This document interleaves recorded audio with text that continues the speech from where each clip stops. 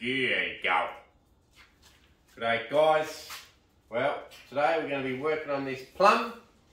As the title suggests, I neglected it and it burnt because I was too lazy to go back and check. Each day you should go and check, even if you've got automatic watering system, you should go and check on your tree, make sure they're going okay. I didn't check and it burnt, and this is a reminder, even on automatic, even though you walk past and see most of the trees look pretty good, look at every individual tree, because by the time I saw this one it was too late and all the tips were hanging down and burnt off on only a medium warm day. What had happened is I'd pulled the plant away to do something with, put it back and forgot to put the dripper or the mister in one side of the pot, and it dried out over probably 5 days and ended up burning back. So this one's for Dong, my little Asian bloke friend. We did a video a fair while back where we had a lot of fun, and he has a plum and he did the bloody same thing at his house, and I can't tell him off. So Dong, if you're listening, I can't tell you off because I've done something and my tips are all burnt back. So what to do now? Well, luckily for us, it was at a perfect time of year where the shoots had grown out bloody long, really strong, and it pretty well needed a trim anyway. So this is going to be its first spring trim. Needed a trim anyway. So rather than leave these dead tips on and wait a couple of weeks, it's not going to affect the tree at all, because the tree doesn't actually look back. It discards the tips very quickly without thinking about it. Once you start watering again, all the roots are fine, everything else is fine. The branches, the new branches are still fine in the middle. But what we want to do is, instead of it starting to push out new buds near the tips again and wasting all that energy, because now it's going to want to push out more because all the tips got burnt off, what we want to do is we want to cut it back hard now after the burn. And remind you, it wasn't a hot day, it was only 25 or something Celsius, not a hot day. It just didn't have enough water. So generally, as summer ramps up here, I increase the duration of the water and the amount of water. And on most of my trees, they're still too wet, so I didn't worry about that. And because I forgot that one mister, well, dried out a bit. So what we're going to do is we're going to come back in here and trim it now, and then it'll bud back and shoot back as if you just did a spring trim, and everything's been forgiven and all of this mess will be gone, and the tree won't even know that I neglected it for a week. So I'll bring you in a little bit close just to have a quick look.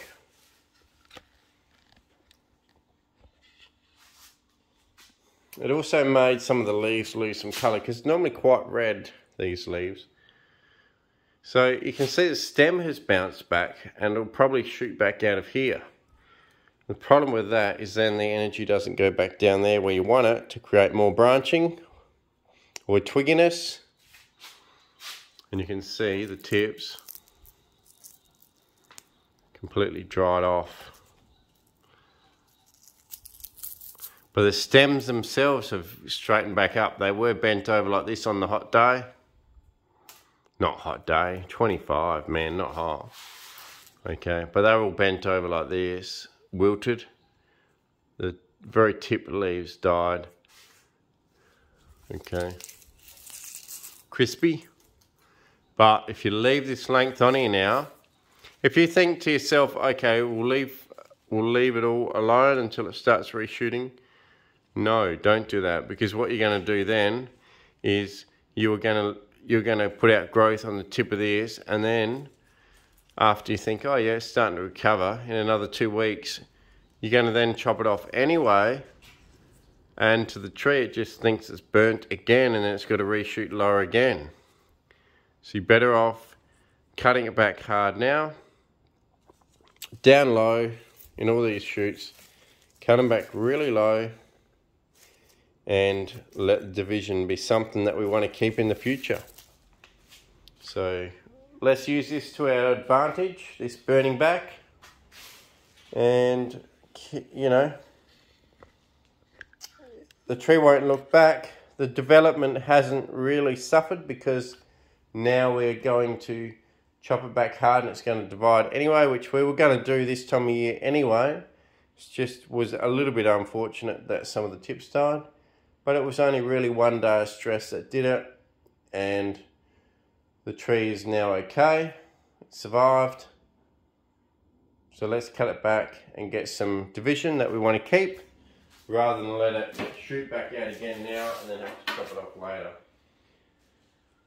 Now, as you can see, this branch did not wake up in spring. It didn't wake up.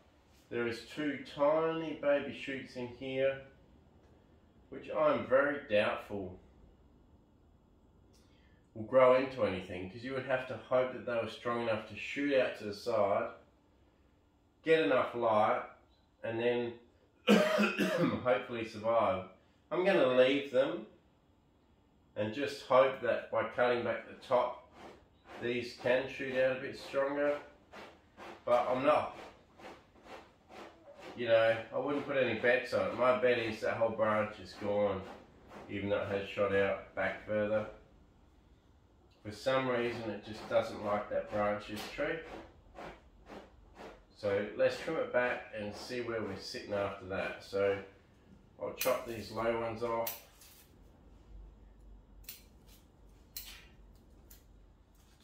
And everything else will just be chopped back pretty short. So I'll just come in here and chop it short. I'm not going to try and chop in between leaves or anything fancy. You know, I'm just going to chop to pretty well an outside silhouette. So this is how I deal with a lot of my summer or spring or summer pruning on a lot of the deciduous trees. Is basically give it a hedging over the top, like what Walter Paul does.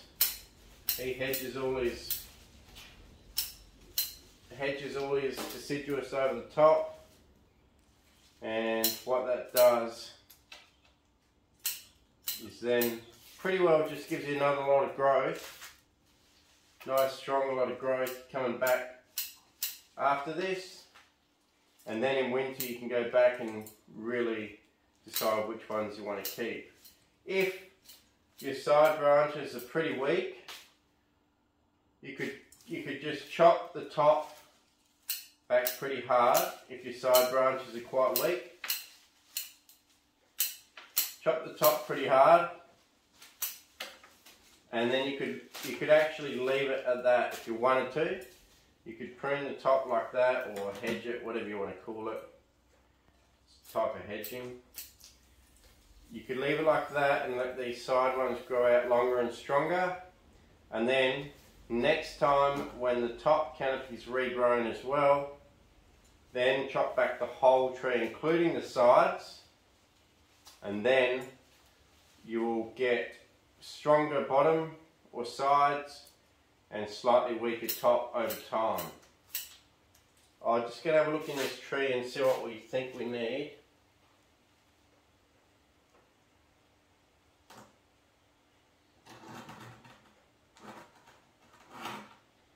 No, I'm pretty happy. This tree is pretty healthy all over. As you can see, very strong. So what I'm going to do is I'm just going to trim back the whole thing, keeping the sides slightly wider so they get sunlight. And next time I trim back, if the sides don't regrow as strong as the top, I'll probably then chop the top back hard and keep all the side branches, and then that's a good way of being able to balance out the energy. So if your sides aren't strong enough, maybe chop the top twice and only the side once. So next time, there's a good chance I probably won't be chopping the sides down low. I'll only be chopping the top next time and then the sides down low on the third time, so the third pruning. And these things can get 3 to 4 prunings per year, which gives you 4 to 5 lots of branch division per year. Do I defoliate these? Not really. I think defoliation on deciduous trees generally is only done on your stubborn ones that don't like to bud back. So things like your desert ash tree, once you do the first trimming like this, a desert ash doesn't like to shoot back for the second time. As long as it's still got enough leaves on it to sustain its roots, it goes, okay, so you chop my head off, you chop my sides off, but you know what, I still got enough leaves. This is on an ash, by the way. I still got enough leaves. I don't need to put more growth out, and it will literally sit there from now, November, December, right through until autumn the next year, drop its leaves, and only shoot again in spring. So when you have something like that that's stubborn, like desert ash, when you chop it back like this, that's not enough. You actually got to go back in, chop it off, go back in and defoliate the whole thing, and then it has to either push out a new growth or die. And they're extremely strong trees, it'll push out a new growth. The reason why it doesn't normally is because it's lazy tree. It's a bit like your Labrador, you know, it'll do what it has to do, but if you let it sit under the couch and relax, it will. So just keep that in mind for some species. Ash tree comes to mind, they don't like to shoot back, but the plum loves to shoot back, and now it'll put a whole new lot of growth into the next lot of growth. Whole lot of energy into the next lot of growth. And hopefully it might push some energy into this branch here. If not, there is the slight opportunity, considering this main branch is gone and the other branches are quite ugly, either to spin it this way and to chop that one off and have like a I don't know what you call it, but anyway, it'd go that way. That branch would be completely gone, it would grow up that sort of an angle. Or we come to the back of the tree, tilt it towards you there, replant it on that different angle, maybe open it up slightly, and that will become the new front. I don't know, but there you go. Give you guys a spin. Like I say, this branch is pretty much dead, so you could think of it as this branch gone, and that is the bottom branch here. I mean, that looks pretty cool anyway, so that definitely may well be the future. I'll cut most of that branch off now, actually.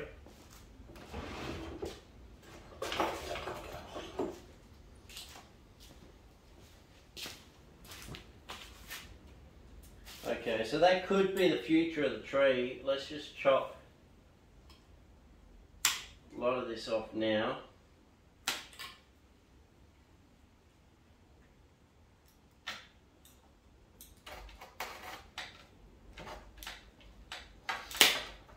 Okay, could definitely be the future of the tree like that, but the wide base is there, so is there enough left in the tree not to have that? Maybe, we'll see. Otherwise we can use that side and lean it that way. But anyway, that's how you deal with a tree that you let dry out with the early spring growth, but that was close to a trim.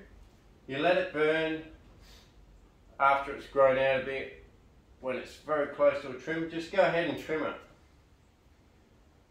And then you'll get to keep the new growth in close to the tree where you want it. Anyway, beautiful tree, coming along really nice. This branch dying is not a massive problem. We can sort that out pretty easy. We just have to put a bit of effort into trying to sort it out now and work out where we want to go with the rest of the tree. So yeah, definitely, you know, chop some stuff back in here and have it lean towards you that way. But you can see at the moment from the side, definitely leans forward and then comes back down at the back, like most trees should. I feel like mainly it probably doesn't need that, and we could even slowly guide wire, or to create a whole different branch structure, you could have that as the front there somewhere, completely cut this branch off the side,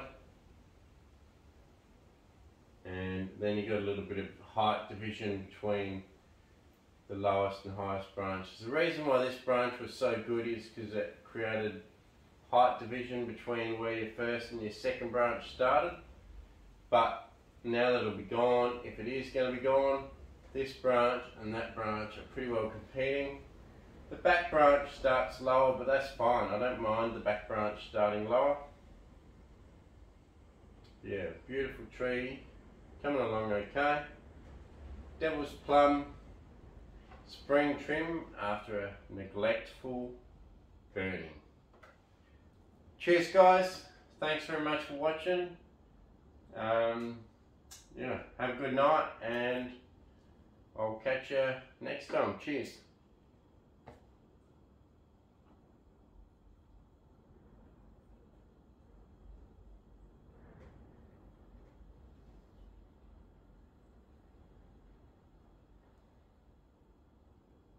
Beautiful pot, by the way.